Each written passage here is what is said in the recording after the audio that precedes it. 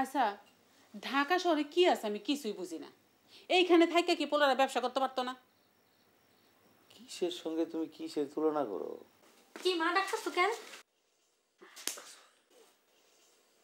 মারলা কেন মা? এই দলিল এখানে কেমনে আসলো? এই গানের মতো সুন্দর একখান পোলা আমার চাই। বিয়ার সময় তো আব্বার কথা ভাবো নাই, প্রেমে পাগল হইয়া রইসুদ্দিন সঙ্গে ঘর বানলা, আর আমি লোক রাইখা বছর বছর খাজনা দিয়া জমিটা ধরে রাখছি, আর এখন তুমি এসে এটা দাবি করতেছো, সেটা তো হইব না। আমি শুধু জানি আমার বাপ মা আমারে চায় নাই, তারা একটা রেল লাইনের উপরে আমারে ফালাইতে চলে গেছিল যাতে আমি বাইসা না থাকি। যে কোনো মূল্যেই হোক এই জমিন আমার পাইতে হইব।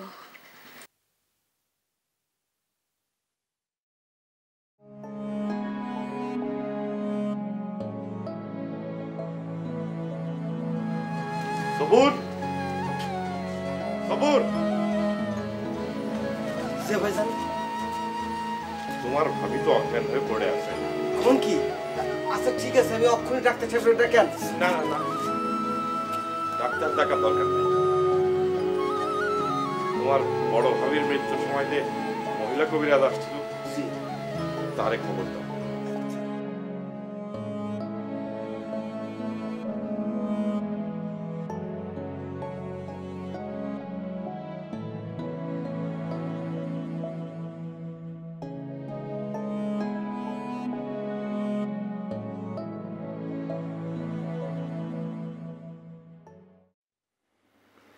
জ্ঞান ফিরবে তো? জ্ঞান ফিরানোর মালিক আল্লাহ, নেয়ার মালিকও তিনি। আমি শুধু চেষ্টা করব বদ হাওয়া থেকে তাকে রক্ষা করতে। কিন্তু বাবাজান, আপনার বইয়ের গায়ে তো হাওয়া লাগা, বিয়ের আগেই তার গায়ে হাওয়া লাগছে। এখন করণীয়? আগে জ্ঞান ফিরুক, জ্বর কমুক, তারপরে আমি এসে একদিন তিনারে জারিয়ে দিয়ে যাবো না। এখন মাথায় বেশি করে বরফ পানি ঢালেন। বকুল, আপনার আব্বা আম্মা গত হয়েছেন, বোনরা কেউ কাছে থাকে না, আপনি বাবাজান ব্যস্ত থাকেন। ঘরের বউয়ের কাছে একজন মুরব্বী থাকা প্রয়োজন, তা না হইলে সে তো দড়ি ছাড়া বাছুরের লান হইবই।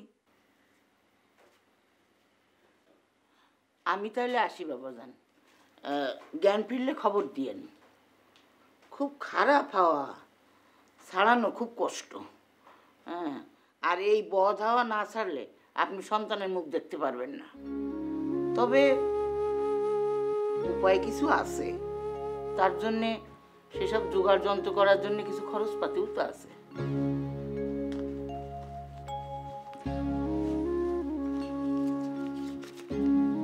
আলহামদুলিল্লাহ।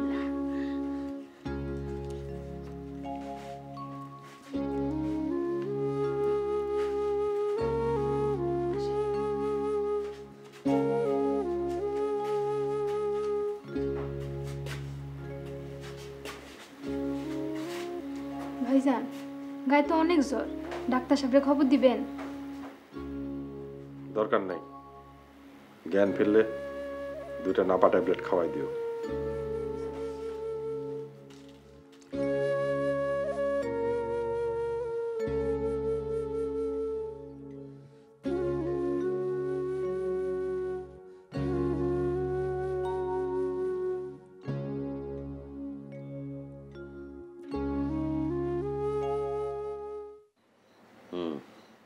ওদিকের খবর কি? আমি হইলাম বাইরের লোক, আমি কেমনে কমু কন? এত ঘুরা পেশায় কথা কও তুমি? আরে বাবা, ফজিলা জমিটা দাবি করছে না? সেটা তুমি আগেই বলছিলাম। এখন কি যে করব বুঝতে পারতেছি না।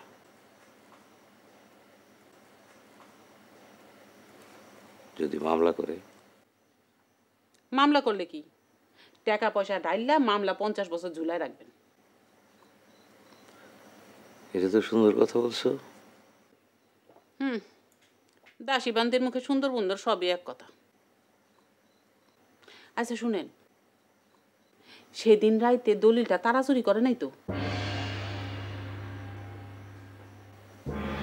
এই কথা তো সুন্দর লাগলো না?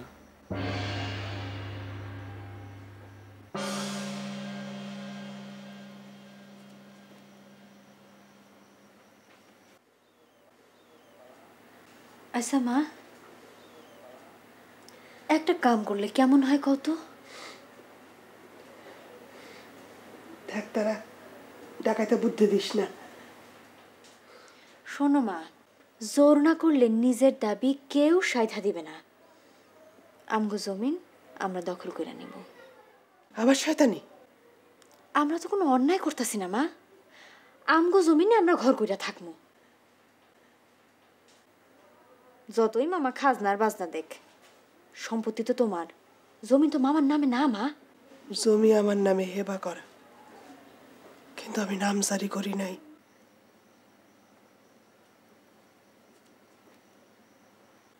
জমিন দখল নিতে এত কিছু লাগে না মা। কিন্তু লোকবল লাগে, আমরা তো অসহায়। শক্তিশালী হতে এত সময় লাগে না, ইচ্ছা থাকলেই হয়।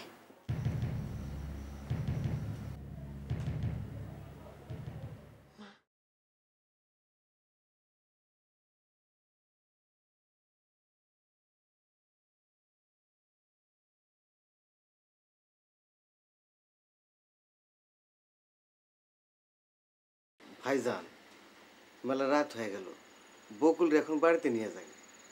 আমার ছোট পোলাটার আবার হাঁপানি আছে, কাল রাত থেকে শ্বাসকষ্ট শুরু হয়েছে। বকুল ছাড়া তো বাড়িতে কেউ নাই, এত রাইতে একলা আমি কি করব? কোনো চিন্তা করবেন না, 2 কদম আগালে তো আমাকে বাড়ি, শুধু কষ্ট করে একবার একটু ডাক দিবেন। যাও। জি। শোনো, জি। মফিজরে কাল একবার গুদামে আসতে বলো, জরুরি আলাপ আছে। তারে তো আমি আজই খবর দিয়ে রাখছি। ভালো করছি, ওই জমিটা আমার সোনা ফলে, আমি আমার ভাগের পুরা লাভ তুলতে চাই। জি, তা তো নিশ্চয়ই।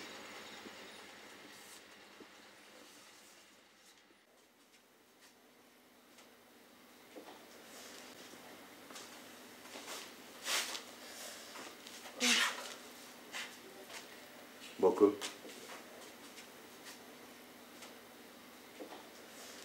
সবুর তোমার জন্য অপেক্ষা করতেছে, যাও। জ্ঞান ফিরছে ভাইজান, আমি ওষুধ খাওয়াই দিছি, জ্বর কইমা যাবে। ঠিক আছে, আমি দেখতেছি। ভাইজান যদি কিছু মনে না করেন একটা কথা কই। কি কথা? মানে ভাবি সাহেবের লগে সবসময় থাকনের জন্যে একজন মেয়ে লোক দরকার, নাইলে। বুঝছি, তুমি এখন যাও, সবুর অপেক্ষা করতেছে।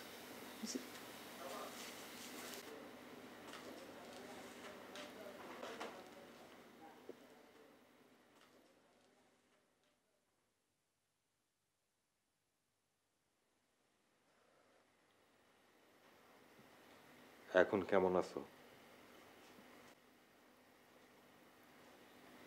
ভালো, খুব ভালো। আমার ভুল হয়ে গেছে, আপনি আমার মাফ করে দেন।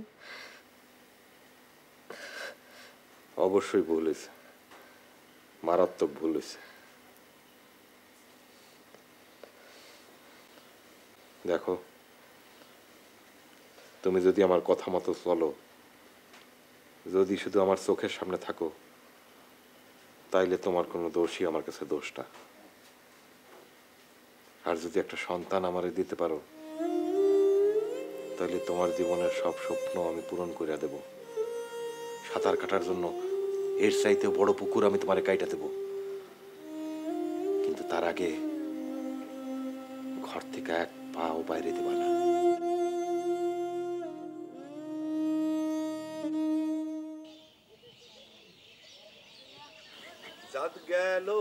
জাত গেল বলে একই আজব কারখানা, সত্য পথে কেউ নাই রাজি। কিরে মনা, কি করস? চুলা বানাই। রান্না করবি? কপাল পোড়া না হইলে পুরুষ মানুষ রান্ধে? আমার কি মনে হয় মানুষের খিদে না থাকলে ভালো হইতো, তাই না চাচা? খুব ভালো হইতো, তার চেয়ে ভালো হইতো যদি পেটই না থাকতো। তা হোসেন মিয়ার বাড়িতে খাওয়ায় না?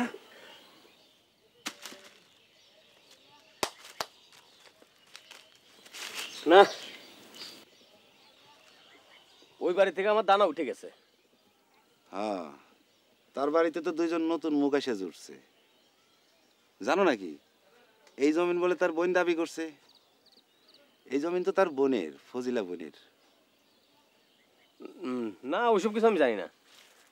তুমি একটা গান গাও তো, গান শুনি। গান শুনবে?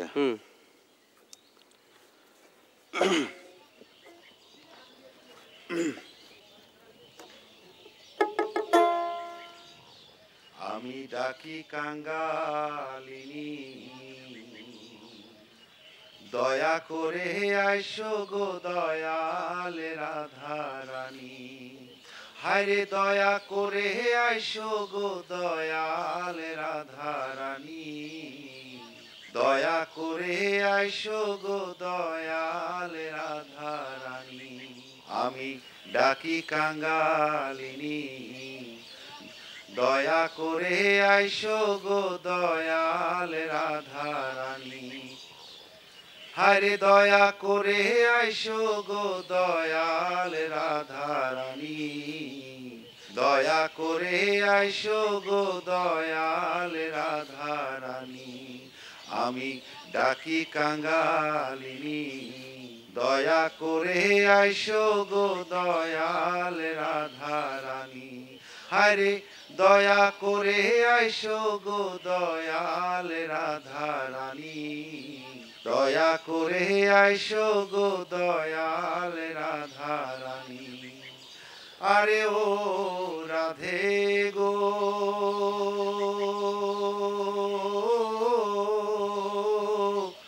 সর্বঘটে ঘট গো রাধে, ঘটের উপর পানি।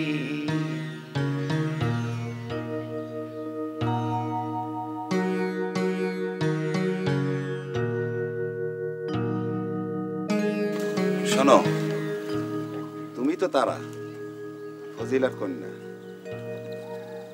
তুমি কি রোজ মনার খাবার দিয়ে যাও? ওরা কোনো কথা কয় না?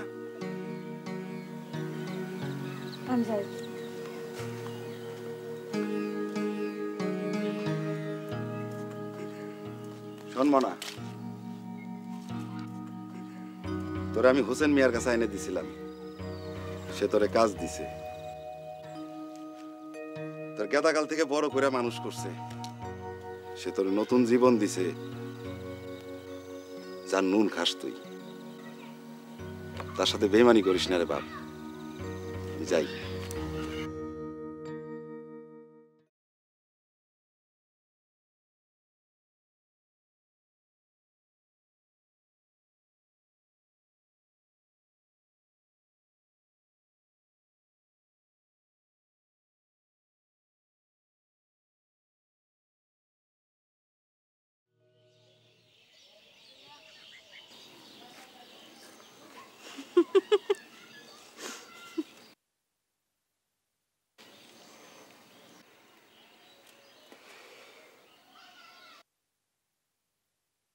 যার নুন খাই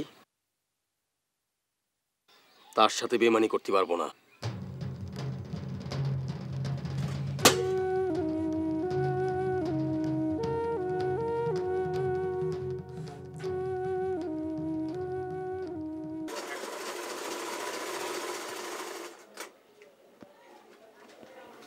হয় রফিক, তোরে না কইছিলাম 6 গজ কাটতে, তুই 9 গজ কাটছস কেন? 6 রে 9 শুন। 6 রে 9 শুনছেন? আপনার এই 9 6 পাল্টান, নাইলে আপনার খবর আছে। যা পাস কর গিয়া। আরে এই যে বয়াতি, আসো আসো বসো। এত সকাল সকাল যে? এমনি গ্রামের লোকজনের খোঁজ খবর করতেছি। তা কেমন দেখতাছো সবাই? যা দেখা যায় তা কি সত্য, না যা সত্যি তা দেখা যায়?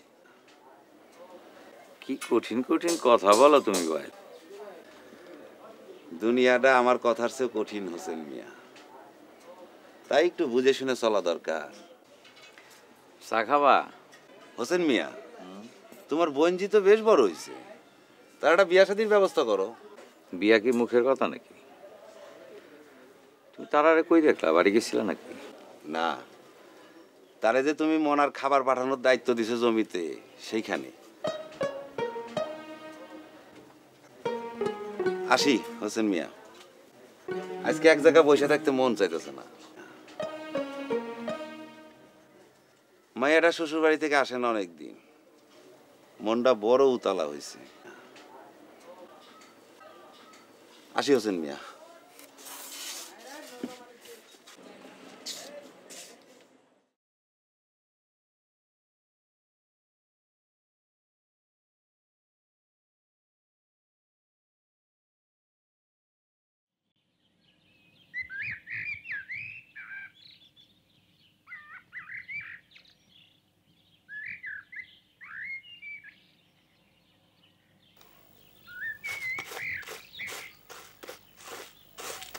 আমারে তো কোনো কাজেই ডাকো না ভাবি, এইভাবে তো নিজেরে বোঝা মনে হইতেছে।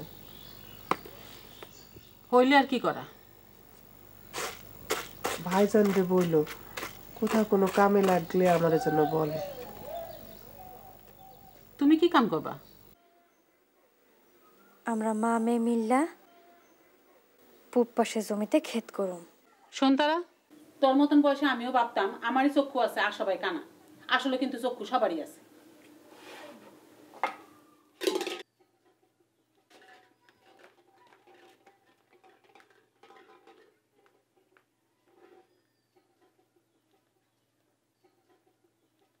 সব সময় তোর বেশি কথা, বাড়ির থেকে বাইর করে দিলে তখন বুঝবি।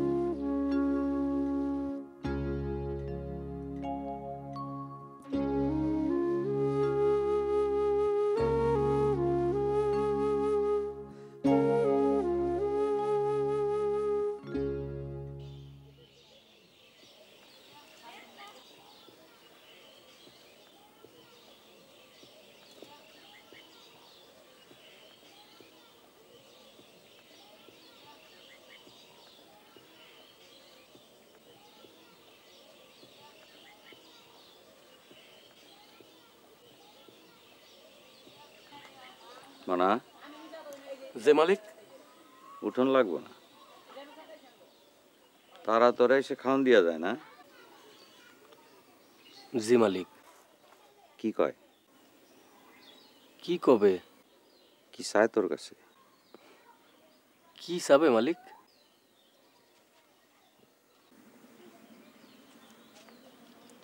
তারা যদি এই জমিতে আর পা রাখে, তোর মুন্ডু কাইটা আমি পাশের আগায় ঝুলাম। কথাটা মনে থাকবো তো? জি মালিক।